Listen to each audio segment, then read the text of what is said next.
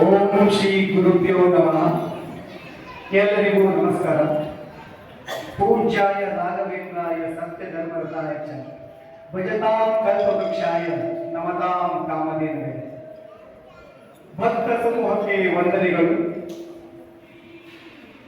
ಮಂತ್ರಾಲಯದ ಶ್ರೀ ರಾಘವೇಂದ್ರ ಸ್ವಾಮಿಗಳವರ ಮಹಿಮೆ ಹಾಗೂ ಪವಾಡಗಳನ್ನು ಇರುವಿಕೆಯನ್ನು ನಮ್ಮದೇ ಆದ ಸ್ವರಚಿತ ಕಾಲ್ಪನಿಕ ಕಥಾರೂಪದಲ್ಲಿ ಒಂದು ಚಿತ್ರ ನಿಮ್ಮ ಮುಂದೆ ಪ್ರದರ್ಶನ ಮಾಡಲಿದ್ದೇವೆ.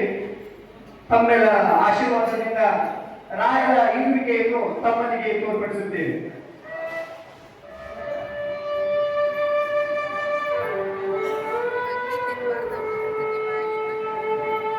ಒಂದಾನೊಂದು ಕಾಲದಲ್ಲಿ ತುಳಸಿಪುರ ಎಂಬ ಒಂದು ಪುಟ್ಟ ಗ್ರಾಮ. ಆ ಊರಿನಲ್ಲಿ ಒಂದು ಚಿಕ್ಕ ಕುಟುಂಬ. ಆ ಕುಟುಂಬದ ಯಜಮಾನ ನರಸಿಂಹಾಚಾರ್ ಹಾಗೂ ಕಲಾವತಿ.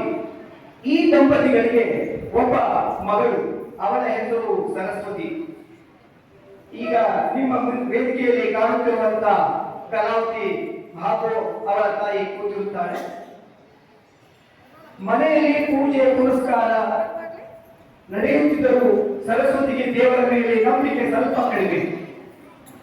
ನರಸಿಂಹಾಚಾರ್ಯರಿಗೆ ಶ್ರೀ ರಾಘವೇಂದ್ರ ಸ್ವಾಮಿಗಳ ಮೇಲೆ ಅಪಾರ ನಂಬಿಕೆ. ಯಾವಾಗಲೂ ಸರಸ್ವತಿಯು ತಂದೆಯ ಬಳಿ ದೇವರ ಬಗ್ಗೆ ಅನುಮಾನವನ್ನು ವ್ಯಕ್ತಪಡಿಸುತ್ತಾಳೆ. ಆ ಪ್ರಶ್ನೆಗಳು ಹೀಗಿರುವಾಗ, ಅಪ್ಪ ನಿಜವಾಗ್ಲೂ ಆಗಿದ್ದಾರ? ನಾವು ಕೇಳಿದ ಎಲ್ಲವನ್ನೂ ಕೊಡುತ್ತಾರ? ಅವರು ಮಾಡಿದ ಪವಾಡಗಳು ಸತ್ಯವಾಗಿದೆಯಾ? ನಿಜವಾಗಿಯೂ ರಾಯರು ಇದ್ದ ಪಕ್ಷದಲ್ಲಿ ನಮಗೆ ಏಕೆ ಕಾಣಲ್ಲ? ಅವರು ಸಾಕ್ಷಿ ಕೊಡಲಿ ಎಂದು ಅಪ್ಪನ ಹತ್ರ ಸವಾಲಾಗ್ತಾ ಇರ್ತಾರೆ. ಜೀವನದಲ್ಲಿ ಕೆಲವೊಂದು ಬಾರಿ ನಮ್ಮ ಮನಸ್ಸು ನಂಬಿಕೆ ಕಳೆದುಕೊಳ್ಳುತ್ತದೆ. ಯಾವುದೇ ದಾರಿ ತೋಚದೆ ಇರುವ ಹಾಗೆ ಕತ್ತಲೊಳಗೆ ನಾವು ನಿಂತಿರುವ ಹಾಗೆ ಭಾಸವಾಗುತ್ತದೆ. ಆದರೆ ಒಂದು ಅದ್ಭುತ ದಿವ್ಯ ಶಕ್ತಿ ನಮ್ಮನ್ನು ನೋಡುತ್ತಾ ಇರುತ್ತದೆ ಹಾಗೂ ಸದಾ ಕಾಯುತ್ತಾ ಇರುತ್ತದೆ. ನಮ್ಮ ಕಷ್ಟ, ಕಣ್ಣೀರು ಹಾಗೂ ಗೋಳಗಳನ್ನು ಕೇಳಲು ಒಂದು ಭಕ್ತಿಯ ಪ್ರತಿಧ್ವನಿ ಕೇಳಿಸುತ್ತದೆ. ಅದುವೇ ಶ್ರೀ ಗುರುರಾಯರ ಕರುಣೆ. ಹೀಗಿರುವಾಗ ಒಂದು ದಿನ ಸರಸ್ವತಿಯು ತಾಯಿಯ ಜೊತೆ ಕೂತು ಒಂದು ಚಿಕ್ಕ ಸಂಭಾಷಣೆ ಇರುತ್ತದೆ.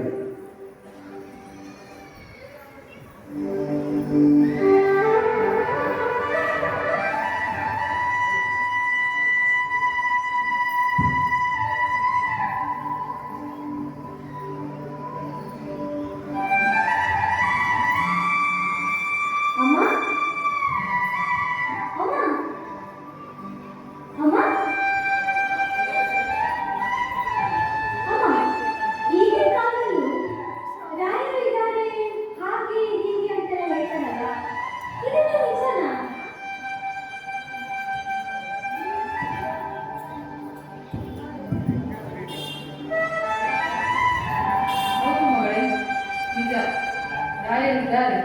ರಾಯರೆಂದರೆ ಶಕ್ತಿ, ರಾಯರೆಂದರೆ ಧೈರ್ಯ, ರಾಯರೆಂದರೆ ನಂಬಿಕೆ, ರಾಯರೆಂದರೆ ಒಂದು ಶಕ್ತಿನೇ.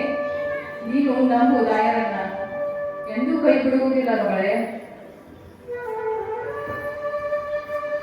ಏನಮ್ಮ ಈಗಿನ ಕಾಲದಲ್ಲಿ ಇದನ್ನೆಲ್ಲ ನಂಬಿಕನ?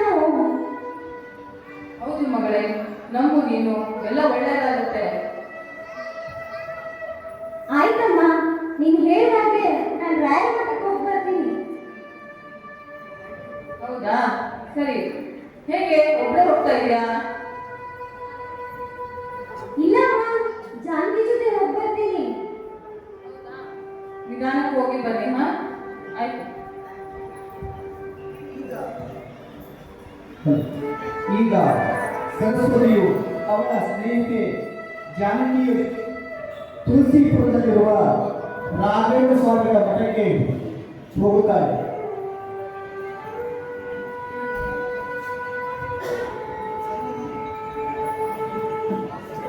ಜಾನಕಿ, ಓ ಜಾನಕಿ, ಜಾನಕಿ, ಸರಸ್ವತಿನಾ? ಏನ್ ಸರಸ್ವತಿ, ಇಷ್ಟು ಬೆಳಗ್ಗೆ ನಮ್ಮ ಮನೆ ಹತ್ರ ಬಂದ್ಬಿಟ್ಟಿದೀಯಾ?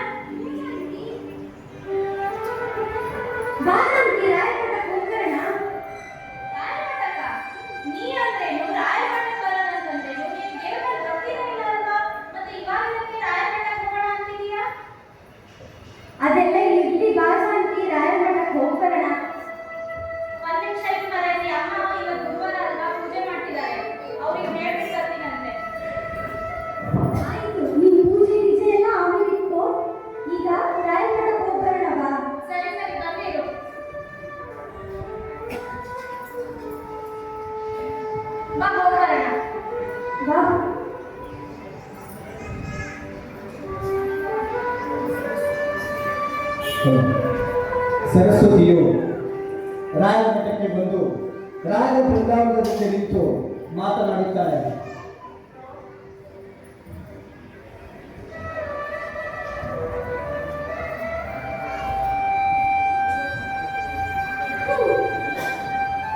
ಇದೇನು?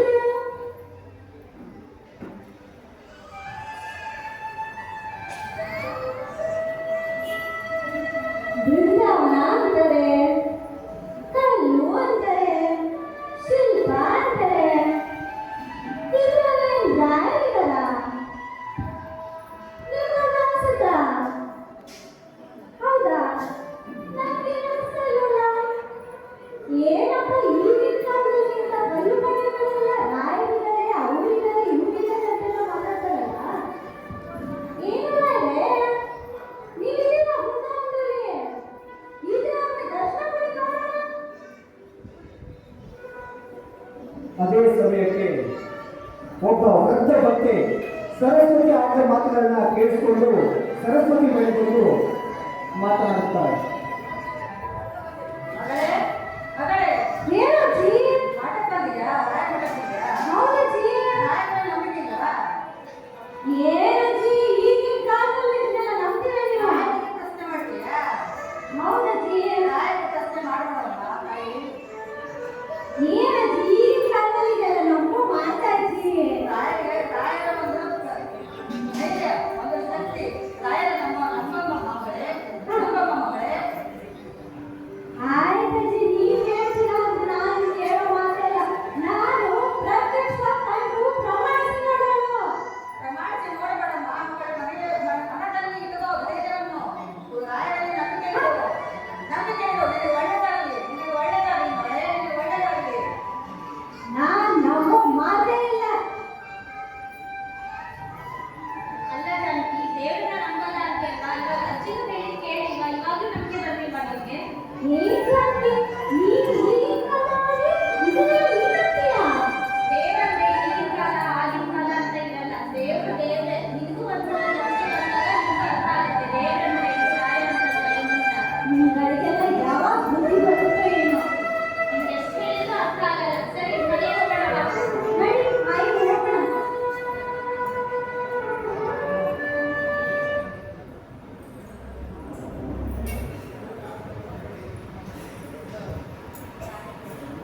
ಮನೆಯಲ್ಲಿ ಹಾಗೂ ಮಗಳ ಸಂಭಾಷಣೆ ಈಗ ಮತ್ತೊಮ್ಮೆ ನಿಮ್ಮ ಮುಂದೆ.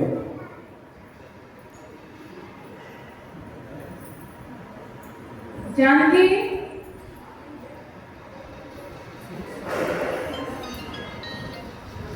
ಸರಸ್ವತಿ, ಸರಸ್ವತಿ, ಓ ಅಮ್ಮ. ಏನ್ ಮಾಡ್ತಾ ಇದ್ಯಾ? ಅಮ್ಮ, ನಾನು ಈಗ ನೋಡ್ತಾ ಇದ್ದೆ, ಚಿತ್ರ ಬಿಡಿಸೋಣ ಅಂತ ನೋಡ್ತಾ ಇದ್ದೆ. ಹೌದಾ? ತುಂಬಾ ಹೊತ್ತಾಯ್ತು ಮಗಳೇ. ಚಿತ್ರ ನಾಳೆ ಬಿಡಿಸುವಂತೆ ಮಲ್ಕು ಇವಾಗ. ಆಯ್ತಮ್ಮ, ಸರಿ ಮಲ್ಕೊಳ್ತೀನಿ. ಇವ್ರಿಗೆ ಎಷ್ಟು ಹೇಳಿದ್ರು ಅಷ್ಟೇ, ನಿನ್ನೆ ಬರಲ್ಲ. ಆಯ್ತಮ್ಮ, ಮಲ್ಕೊಳ್ತೀನಿ. ಹೀಗಿರುವಾಗ ಒಂದು ದಿನ ರಾತ್ರಿ ಸರಸ್ವತಿಯು ಸ್ವಪ್ನದಲ್ಲಿ ಶ್ರೀ ಕ್ಷೇತ್ರ ಮಂತ್ರಾಲಯಕ್ಕೆ ಬರುತ್ತಾರೆ. ಆಗ ಎಲ್ಲೆಲ್ಲೂ ಗಂಟೆನಾದ ಹಾಗೂ ಓಂ ಶ್ರೀ ರಾಘವೇಂದ್ರಾಯ ನಮಃ ಮಂತ್ರಸ್ತುತಿ ಕೇಳಿಸುತ್ತಾ ಇರುತ್ತದೆ. ಓಂ ಶ್ರೀ ರಾಘವೇಂದ್ರಾಯ ನಮಃ. ಓಂ ಶ್ರೀ ರಾಘವೇಂದ್ರಾಯ ನಮಃ. ಓಂ ಶ್ರೀ ರಾಘವೇಂದ್ರಾಯ ನಮಃ. ಓಂ ಶ್ರೀ ರಾಘವೇಂದ್ರಾಯ ನಮಃ.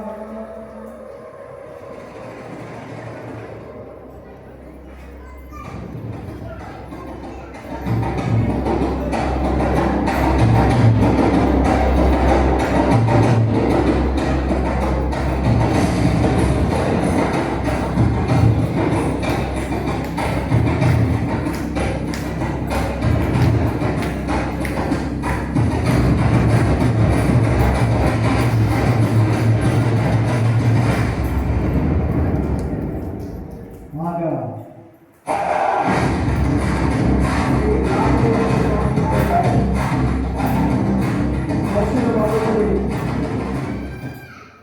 ಆಗ ರಾಯರು ಹೇಳುತ್ತಾರೆ, ಮಗಳೇ ಸರಸ್ವತಿ, ನಾನು ಇಲ್ಲೇ ಇದ್ದೀನಿ, ಸಂದೇಹ ಬೇಡ, ನಂಬಿಕೆ ಇಡು, ನೀನು ಭಕ್ತಿಯಿಂದ ತೆರೆದು ನೋಡು, ನಾನು ನಿನ್ನಲ್ಲಿಗೆ ಬರುತ್ತೇನೆ ಎಂದು ಹೇಳಿ ಕೈಯಲ್ಲಿ ತುಳಸಿ ಪತ್ರೆ ಹಾಗೂ ಮಂತ್ರಾಕ್ಷತೆಯನ್ನು ಕೊಟ್ಟು ಅಲ್ಲಿಂದ ಅಗ್ರಸರಾಗುತ್ತಾರೆ.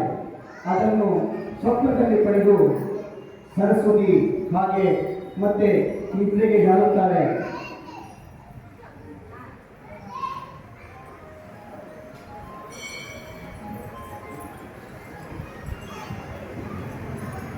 ಬೆಳಿಗ್ಗೆ ಎದ್ದ ತಕ್ಷಣ ಸರಸ್ವತಿ ಗಾಬರಿಯಿಂದ